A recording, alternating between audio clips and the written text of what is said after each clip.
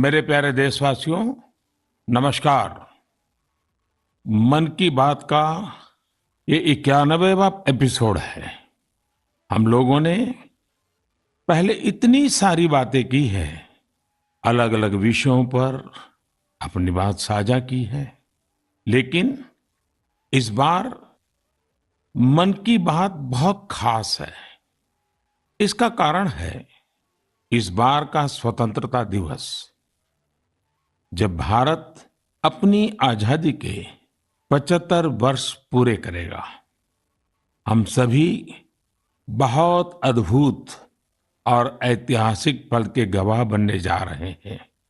ईश्वर ने ये हमें बहुत बड़ा सौभाग्य दिया है। आप भी सोचिए, अगर हम गुलामी के दौर में पैदा हुए होते तो इस दिन की कल्पना हमारे लिए कैसी होती।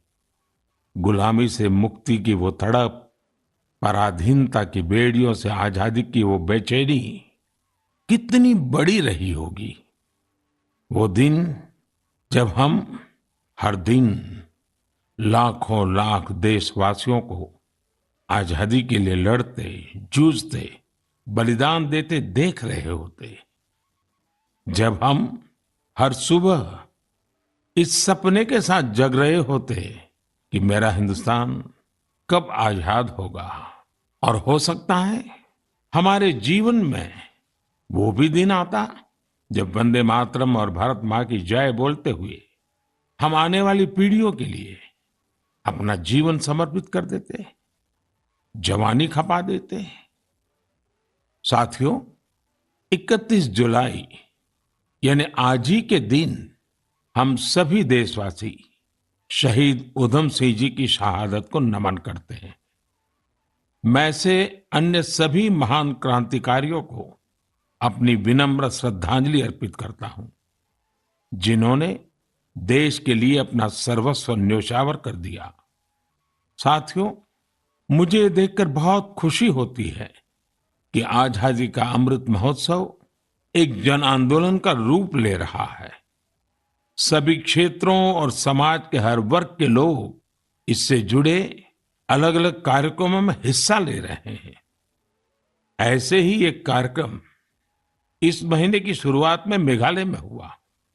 मेघालय के बहादुर योद्धा यू टिरोत सिंह जी की पुण्यतिथि पर लोगों ने उन्हें याद किया। टिरोत सिंह जी ने खासी हिल्स पर नियंत्रण करने और वहां की संस्कृति पर प्रहार करने की अंग्रेजों की साजिश का जमकर विरोध किया था। इस कार्यक्रम में बहुत सारे कलाकारों ने सुंदर प्रस्तुतियां दी, इतिहास को जिंदा कर दिया। इसमें एक कार्निवल का आयोजन भी किया गया, जिसमें मेघालय की महान संस्कृति को बड़े ही खूबसूरत तरीके से दर्शाया गया। अब से कुछ हफ्ते पहले कर्नाटका में अमृता भारती कन्नडार्थी नाम का एक अनूठा अभियान भी चलाया गया। इसमें राज्य की 75 जगहों पर आजादी के अमृत महोत्सव से जुड़े बड़े भव्य कार्यक्रम आयोजित किए गए। इनमें कर्नाटका के महान स्वतंत्रता सेनानियों को याद करने के साथ ही स्थानीय साहित्यिक उपलब्धियों को भी सामने लाने की कोशिश की गई। साथियों, इसी जुलाई में एक बहुत ही रोचक प्रयास हुआ है, जिसका नाम है आजादी की रेलगाड़ी और रेलवे स्टेशन। इस प्रयास का लक्ष्य है कि लोग आजादी की लड़ाई में भारतीय रेल की भूमिका को जानें। देश में अनेक ऐसे रेलवे स्टेशन हैं जो स्वतंत्रता आंदोलन के इतिहास से जुड़े हैं। आप भी इन रेलवे स्टेशनों के बारे में जानकर हैरान होंगे। झारखंड के गोमो जंक्शन को अब आधिकारिक रूप से नेताजी सुभाष चंद्र बोस जंक्शन गोमो के नाम से जाना जाता है। जानते हैं क्यों? दरअसल इसी स्टेशन पर कालका मेल में सवार होकर नेताजी सुभाष ब्रिटिश अफसरों को चकमा देने में सफल रहे थे। आप सभी ने लखनऊ के पास काकोरी रेलवे स्टेशन का नाम भी जरूर सुना होगा। इस स्टेशन के साथ राम प्रसाद बिस्मिल और अशफाक उल्लाह खान जैसे जाबाजों का नाम जुड़ा है। यहाँ ट्रेन से जा रहे अंग्रेजों के खजाने को लूटकर वीर क्रांतिकारियों ने अंग्रेजों को अपनी ताकत का परिचय करा दिया था।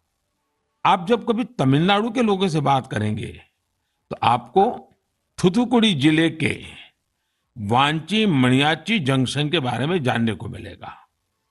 ये स्टेशन तमिल स्वतंत्रता सेनानी वांची नाथन जी के नाम पर है। ये वही स्थान है जहां 25 साल के युवा वांची ने ब्रिटिश कलेक्टर को उसके किए की सजा दी थी। साथियों, ये लिस्ट काफी लंबी है। देश भर के 24 राज्यों में फैले ऐसे 75 रेलवे स्टेशनों की पहचान की गई है। इन 75 स्टेशन को बहुत ही खूबसूरती से सजाया जा रहा है।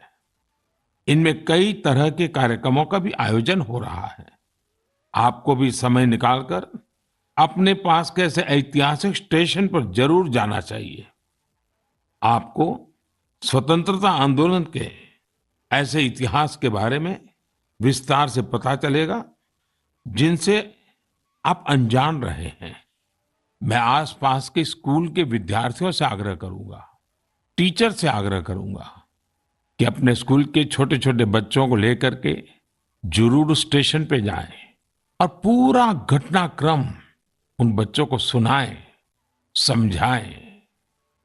मेरे प्यारे देशवासियों, आजादी के अमृत महोत्सव के तहत 13 से 15 अगस्त तक एक स्पेशल मूवमेंट हर घर तिरंगा का आयोजन किया जा रहा है।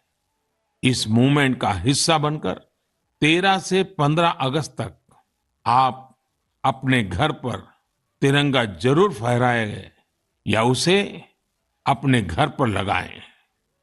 तिरंगा हमें जोड़ता है, हमें देश के लिए कुछ करने के लिए प्रेरित करता है।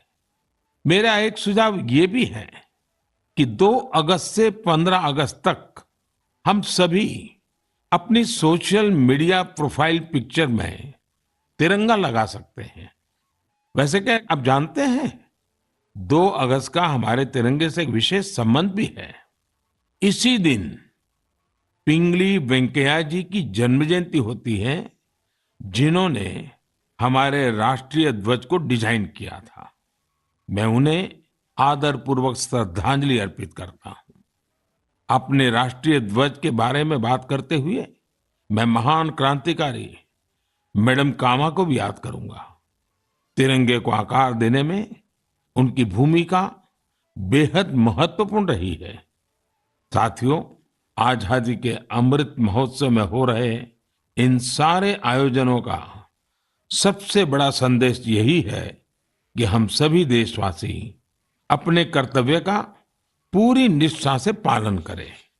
तभी हम उन अनगिनत स्वतंत्रता सेनानियों का सपना पूरा कर पाएंगे, उनके सपनों का भारत बना पाएंगे। इसलिए हमारे अगले 25 साल का यह अमृतकाल हर देशवासी के लिए कर्तव्य काल की तरह है। देश को आजाद कराने हमारे वीर सेनानी हमें ये जिम्मेदारी देकर गए हैं और हमें इसे पूरी तरह निभाना है। मेरे प्यारे देशवासियों, कोरोना के खिलाफ हम देशवासियों की लड़ाई अब भी जारी है। पूरी दुनिया आज भी जूझ रही है। होलिस्टिक हेल्थ केयर में लोगों की बढ़ती रुचि ने इसमें सभी की बहुत मदद की है। हम सभी जानते हैं कि इसमें भारतीय पारंपरिक पद्धतियां कितनी उपयोगी हैं। कोरोना के खिलाफ लड़ाई में आयुष ने तो वैश्विक स्तर पर अहम भूमिका निभाई है। दुनिया भर में आयुर्वेद और भारतीय औषधियों के प्रति आकर्षण बढ़ रहा है। ये एक बड़ी वजह है कि आयुष एक्सपोर्ट में रिकॉर्ड तेजी आई है और ये भी बहुत सुखद है कि इस क्षेत्र में कई नए स्टार्टअप्स भी सामने आ रहे हैं। हाल ही में एक ग्लोबल आयुष इन्वेस्टमेंट और इनोवेशन समिट हुई थी। आप जानकर हैरान होंगे कि इसमें करीब 10,000 करोड़ रुपए के इन्वेस्टमेंट प्रपोजल्स मिले हैं। एक और बड़ी अहम बात ये हुई है कि कोरोना काल में औषधीय पौधों पर रिसर्च में भी बहुत वृद्धि हुई है। इस बारे में बहुत सी रिसर्च स्टडीज पब्लिश हो रही हैं। निश्चित रूप से एक अच्छी शुरुआत है। साथियों, देश में विभिन्न प्रकार के औषधीय पौधों और जड़ी बूटियों को लेकर एक और बेहतरीन प्रयास हुआ है। अभी अभी जुलाई महीने में इंडियन वर्चुअल हर्बेरियम को लॉन्च किया गया। यह इस बात का भी उदाहरण है कि कैसे हम डिजिटल वर्ल्ड का इस्तेमाल अपनी जड़ों से जुड़ने में कर सकते हैं। Indian virtual herbarium preserve plants या प्लांट पार्ट्स की डिजिटल इमेजेस का एक रोचक संग्रह है जो कि वेब पर फ्रीली अवेलेबल है। इस वर्चुअल हर्बेरियम पर अभी लाख से अधिक स्पेसिमेंस और उनसे जुड़ी साइंटिफिक इंफॉर्मेशन उपलब्ध है। वर्चुअल हर्बेरियम में भारत की बॉटनिकल डाइवर्सिटी की समृद्ध तस्वीर भी दिखाई देती है। मुझे विश्वास है इंडियन वर्चुअल हर्बेरियम भारतीय वनस्पतियों पर रिसर्च के लिए एक इम्पोर्टेंट रिसोर्स बनेगा। मेरे प्यारे देशवासियों, मन की बात में हम हर बार देशवासियों की ऐसी सफलताओं की चर्चा करते हैं जो हमारे चेहरे पर मीठी मुस्कान बिखेर देती है। अगर कोई सक्सेस स्टोरी मीठी मुस्कान भी बिखेरे और स्वाद में भी मिठास भरे, तब तो आप इसे जरूर सोने पर सुहागा कहेंगे। हमारे किसान इन दिनों शहद के उत्पादन में ऐसा ही कमाल कर रहे हैं। शहद की मिठास हमारे किसानों का जीवन भी बदल रही है, उनकी आय भी बढ़ा रही है। हरियाणा में यमुनानगर में एक मधुमक्खी पालक साथी रहते हैं, सुभाष कंबोज जी। सुभाष जी ने वैज्ञानिक तरीके से मधुमक्खी पालन का प्रशिक्षण लिया। इसके बाद उन्होंने केवल 6 बॉक्स के साथ अपना काम शुरू किया था। आज वो करीब 2000 बॉक्सेस में मधुमक्खी पालन कर रहे हैं। उनका शहद कई राज्यों में सप्लाई होता है। जम्मू के पल्ली गांव में विनोद कुमार जी भी 1500 से ज्यादा कॉलोनियों में मधुमक्खी पालन कर रहे हैं। उन्होंने पिछले साल रानी मक्खी पालन का प्रशिक्षण लिया है। इस काम से वो सालाना 15 से 20 लाख रुपए कमा रहे हैं। कर्नाटका के एक और किसान है मधुकेश्वर हेगड़े जी। मधुकेश्वर जी ने बताया कि उन्होंने भारत सरकार से 50 मधुमक्खी कॉलोनियों के लिए सब्सिडी ली थी। आज उनके पास 800 से ज्यादा कॉलोनियां हैं और वो कई टन शहद बेचते हैं। उन्होंने अपने काम में इनोवेशन किया और वो जामुन शहद, तुलसी शहद, आंवला शहद जैसे वानस्पतिक शहद भी बना रहे हैं। मधुकेश्वर जी, मधु उत्पादन में आपके इनोवेशन और सफलता आपके नाम को भी सार्थक करती है।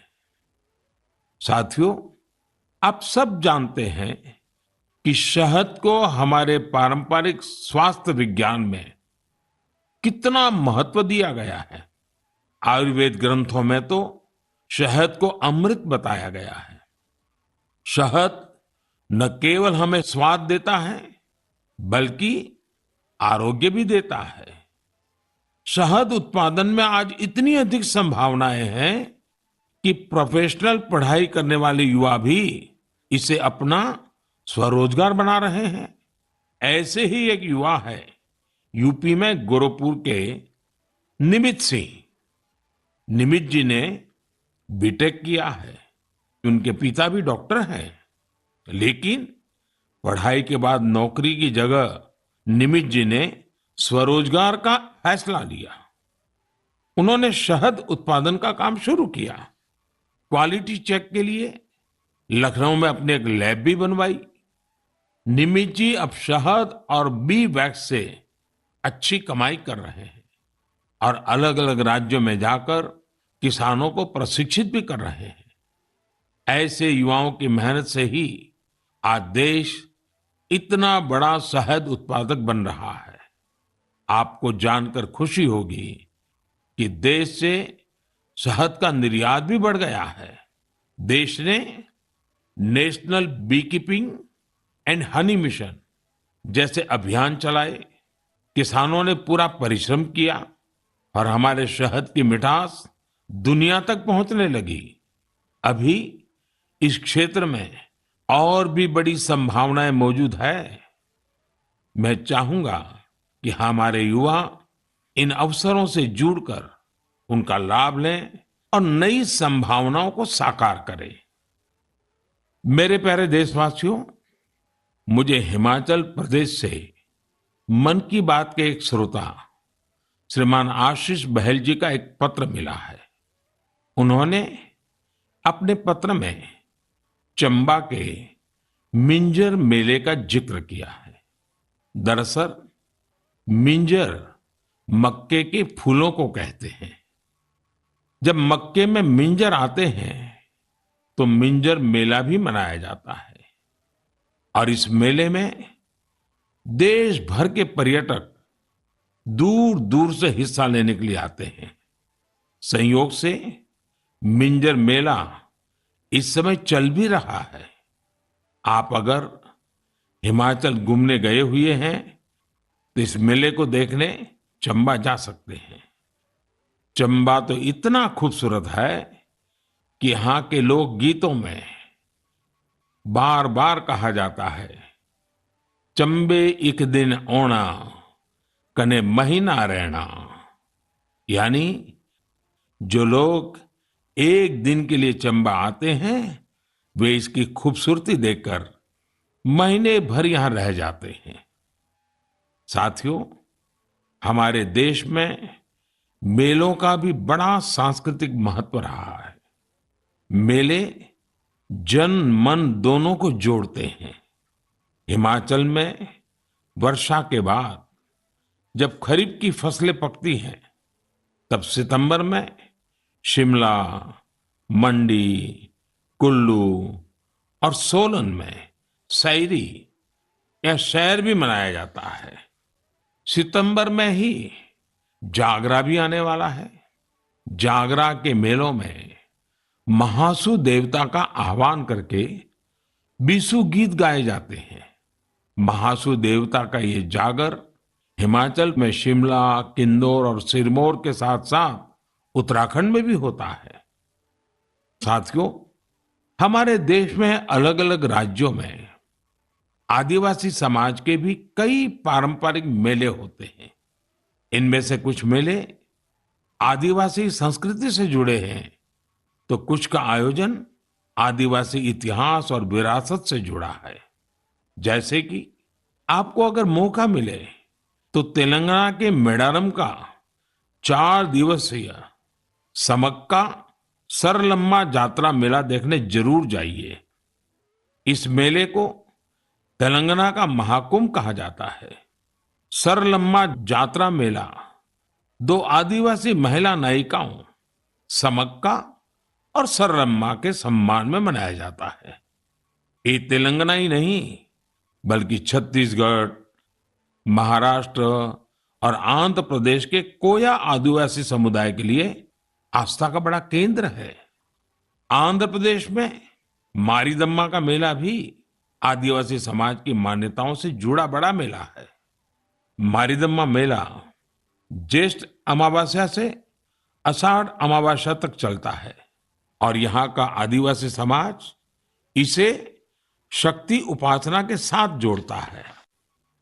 यहीं पूर्वी गोदावरी के पेद्दापुरम में मरिदम्मा मंदिर भी है। इसी तरह राजस्थान में गरासिया जनजाति के लोग वैशाख शुक्ल चतुर्दशी को सियावा का मेला या मनखारो मेला का आयोजन करते हैं। छत्तीसगढ़ में बस्तर के नारायणपुर का मावली मेला भी बहुत खास होता है। पास ही मध्य प्रदेश का भगोरिया मेला भी खूब प्रसिद्ध है। कहते हैं कि भगोरिया मेले की शुरुआत राजा भोज के समय में हुई है। तब भील राजा कासूमरा और बालून ने अपनी अपनी राजधानी में पहली बार ये आयोजन किए थे। तब से आज तक ये मेले उतने ही उत्साह से मनाए जा रहे हैं। इसी तरह गुजरात में तरणेतर और माधवपुर जैसे कई मेले बहुत मशहूर है। मेले अपने आप में हमारे समाज जीवन की ऊर्जा का बहुत बड़ा स्रोत होते हैं। आपके आसपास भी ऐसे ही कई मेले होते होंगे। आधुनिक समय में समाज की पुरानी कड़ियां एक भारत श्रेष्ठ भारत की भावना को मजबूत करने के लिए बहुत जरूरी है। हमारे युवाओं को इनसे जरूर जुड़ना चाहिए। और आप जब भी ऐसे मेलों में जाएं, वहां की तस्वीरें सोशल मीडिया पर भी शेयर करें। आप चाहें तो किसी खास हैशटैग का भी इस्तेमाल कर सकते हैं। इससे उन मेलों के बारे में दूसरे लोग भी जानेंगे। आप कल्चर मिनिस्ट्री की वेबसाइट पर भी तस्वीरें अपलोड कर सकते हैं। अगले कुछ दिन में कल्चर मिनिस्ट्री एक कंपटीशन भी शुरू करने जा रही है, जहां मेलों की सबसे अच्छी तस्वीरें भेजने वालों को इनाम भी दिया जाएगा। तो फिर देर नहीं कीजिए, मेलों में घूमिए, उनकी तस्वीरें साझा करिए और हो सकता है आपको इसका इनाम भी मिल जाए। मेरे प्यारे देशवासियों, आपको ध्यान होगा मन की बात के एक एपिसोड में मैंने कहा था कि भारत के पास टॉयज एक्सपोर्ट्स में पावर हाउस बनने की पूरी क्षमता है। मैंने स्पोर्ट्स और गेम्स में भारत की समृद्ध विरासत की खास तौर पर चर्चा की थी। भारत के स्थानीय खिलौने परंपरा और प्रकृति दोनों के अनुरूप होते हैं, इको फ्रेंडली होते हैं। मैं आज आपके साथ भारतीय खिलौनों की सफलता को शेयर करना चाहता हूं। हमारे यंगस्टर्स, स्टार्टअप्स और एंटरप्रेन्योर्स के बूते हमारी टॉय इंडस्ट्री ने जो कर दिखाया है, जो सफलताएं हासिल की है, उसकी किसी ने कल्पना भी नहीं की होगी। आज जब भारतीय खिलौनों की बात होती है तो हर तरफ वोकल फॉर लोकल की ही गूंज सुनाई दे रही है। आपको ये जानकर भी अच्छा लगेगा कि भारत में अब विदेश से आने वाले खिलौनों की संख्या लगातार कम हो रही है। पहले जहां 3,000 करोड़ रुपए से ज्यादा के खिलौने बाहर से आते थे, वहीं अब इनका आयात 70% तक घट गया है। और खुशी की बात यह कि इसी दौरान भारत ने 2,600 करोड़ रुपए से अधिक के खिलौनों को विदेशों में निर्यात किया है, जबकि पहले 300-400 करोड़ रुपए के खिलौने ही भारत से बाहर जाते थे। और आप तो जानते ही हैं कि ये सब कोरोना काल में हुआ है। भारत के टॉय सेक्टर ने खुद को ट्रांसफॉर्म करके दिखा दिया है। इंडियन मैन्युफैक्चरर्स अब इंडियन माइथोलॉजी, हिस्ट्री और कल्चर पर आधारित खिलौने बना रहे हैं। देश में जगह जगह खिलौने के जो क्लस्टर्स हैं, खिलौने बनाने वाले जो छोटे छोटे उद्यमी हैं, उन्हें इसका बहुत लाभ हो रहा है। इन छोटे उद्यमियों के बनाए खिलौने अब दुनिया भर में जा रहे हैं। भारत के खिलौना निर्माता विश्व के प्रमुख ग्लोबल टॉय ब्रांड्स के साथ मिलकर भी काम कर रहे हैं। मुझे ये भी बड़ा अच्छा लगा कि हमारा स्टार्टअप सेक्टर भी खिलौनों की दुनिया पर पूरा ध्यान दे रहा है। वे इस क्षेत्र में कई मजेदार चीजें भी कर रहे हैं। बेंगलुरु में शूमी टॉय नाम का स्टार्टअप इको फ्रेंडली खिलौनों पर फोकस कर रहा है। गुजरात में आर्किड जू company AR based flash cards और एआर बेस्ड स्टोरी बुक्स बना रही है। पुणे की कंपनी फनवेंशन लर्निंग खिलौने और एक्टिविटी पजल्स के जरिए साइंस, टेक्नोलॉजी और मैथ्स में बच्चों की दिलचस्पी बढ़ाने में जुटी है। मैं खिलौनों की दुनिया में शानदार काम कर रहे ऐसे सभी मैन्युफैक्चरर्स को, स्टार्टअप्स को बहुत बहुत बधाई देता हूं। आइए हम सब मिलकर भारतीय खिलौनों को दुनिया भर में और अधिक लोकप्रिय बनाएं। इसके साथ ही मैं अभिभावकों से भी आग्रह करना चाहूंगा कि वे अधिक से अधिक भारतीय खिलौने, पजल्स और गेम्स खरीदें। साथियों, क्लासरूम हो या खेल का मैदान, आज हमारे युवा हर क्षेत्र में देश को गौरवान्वित कर रहे हैं। इसी महीने पीवी सिंधु ने सिंगापुर ओपन का अपना पहला खिताब जीता है। नीरज चोपड़ा ने भी अपने बेहतरीन प्रदर्शन को जारी रखते हुए वर्ल्ड एथलेटिक चैंपियनशिप में देश के लिए सिल्वर मेडल जीता है। आयरलैंड पैरा बैडमिंटन इंटरनेशनल में भी हमारे खिलाड़ियों ने 11 पदक जीतकर देश का मान बढ़ाया है।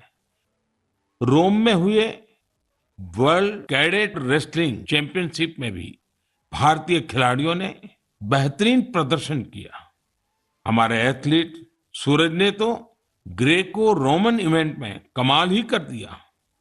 उन्होंने 32 साल के लंबे अंतराल के बाद इस इवेंट में रेसलिंग का गोल्ड मेडल जीता है।